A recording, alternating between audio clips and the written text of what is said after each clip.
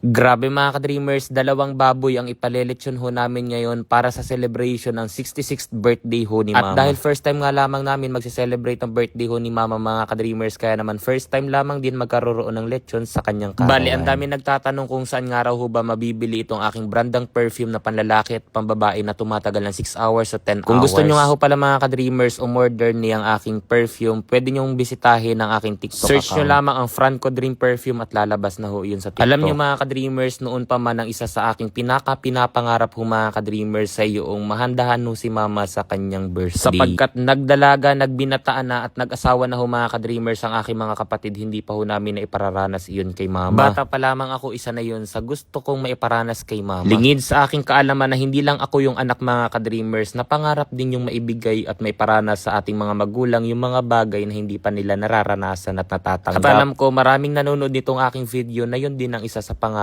para sa magulang. Ayun nga, masabi ko lamang din ho mga ka-dreamers, matagal ko na itong na-share sa inyo. Hanggang ngayon, marami pa rin naghahanap kay Papa. Siguro yung ilang mga nagtatanong na iyon ay yung bago pa lamang nakikita or napanonood si ka-dreamer ninyo. Ang totoo kasi niyan ho mga ka-dreamers, si Papa ay 3 taon pa lamang ako nang Ibig sabihin, nasa 2 dekada na rin hong wala si Papa. Sobrang liliit pa talaga namin magkakapatid noon mga ka-dreamers nang mawala si Papa. At simula ho nang mawala siya, si Mama lamang ho yung nagtaguyod sa amin sapagkat hindi naman na ho siya nag-asawa. Iyon ang isa sa ipinagpasasalamat ho namin mga ka-dreamers kay Mama sapagkat hindi niya inuna ang kanyang sariling kaligayahan kundi nag-focus siya sa aming kanilang mga anak. Sapagkat yung iba baga ho mga ka-dreamers kapag medyo bata pa nang mawala yung asawa, nag-aasawa. Pero si Mama hindi na ho mga ka-dreamers, bagkus nag-focus na lamang siya sa aming 5 magkakapatid. Kaya roon pa lamang panalong-panalo na ho kami mga ka-dreamers. Kaya naman ganun na lamang din ho mga ka-dreamers kalaki yung pangarap ko para kay Mama. Sobrang dami ng sakripisyo ni Mama mga ka-dreamers para sa amin at hindi na nga ho mabilang sa daliri ng kamay at paano ba naman kasi kay iba talaga magmahal ang ating mga magulang lalo na ang ating ina unconditional. Kaya naman kung may mga nagsasabi na sobrang swerte raw ho sa akin mga ka-dreamers ni Mama, yung masasabi ko sobrang swerte ko rin ho sapagkat yung naging ina ko ay si Mama. Hindi man marangyang buhay yung aking nasilaya noon at kinalakihan mga ka-dreamers, pero pinagyaman naman ako ni Mama sa pangarap. Hindi niya kami pinabayaan, hindi niya kami iniwan, bagkus inalagaan at itinaguyod kahit mahirap ang buhay. Kaya kung deserving ako mga ka-dreamers sa mga biyaya na mayroon ako ngayon, sobrang deserving ni Mama sapagkat siya yung may napakalaking sakripisyo para sa aming lahat. Kaya sa mga ka-birthday ho riyan mga ka-dreamers ni Mama, happy birthday po sa Tulad nyo rin ho, kaming mga anak ang inyong kayamanan, kami mga anak, kayo naman yung aming kayamanan at may pagmamalaki sa lahat. Ayun na nga, mabalik tayo rito mga ka-dreamers. Itong lechon ay noong 24 na rin ho nangyari, kinagabihan na ho yung aming celebration ng birthday ni Mama. Ibig sabihin, kung 24 nyo ito napanood, mamayang gabi na yung celebration mga ka-dreamers. Dalawa yung ipinalelechon ko sapagkat ang expected nga na bisita ay nasa 200 people pero maaaring lampasan pa ho in mga ka-dreamers. Sobrang ganda talaga ho ngayon ang bigayan sa bagong site na Desla. By the way, pag core license nga ho pala ito kaya walang problema. Kumbaga legal na ho ito mga ka-dreamers. Ganun pa man, palagi nyo pa rin tatandaan na gamble responsible dahil lahat ng sobra ay masama. Pero syempre, huwag ninyo ho mga ka-dreamers kalilimutang gawin ang ating mechanic sapagkat hindi ko rin ho kalilimutang mag-share sa inyo ng blessing dahil ako ay nananalo ngayon.